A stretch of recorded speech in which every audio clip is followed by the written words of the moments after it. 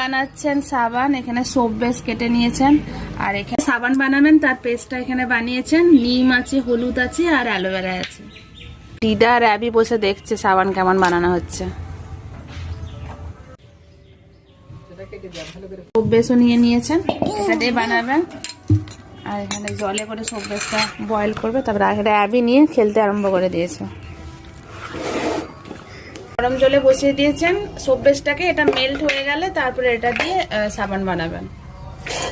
Melt হয়ে গেছে আর একটু হবে। সোপ বেসটার সঙ্গে ওই যে লিকুইডটা বানিয়েছিলেন ওটা মিক্সড করে দিলাম, ভালো করে মিক্সড করে নিলেন।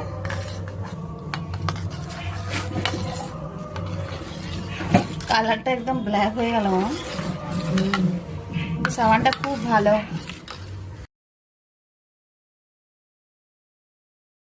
এখানে সবগুলোতে ঢেলে নিয়েছে, এবার এটা ড্রাই হতে দিয়ে দেবেন, হয়ে যাবে বিকেলের মধ্যে হয়ে যাবে এটা।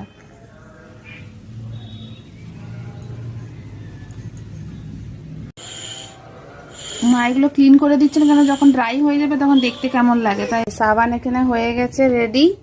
মা এখন বের করবে।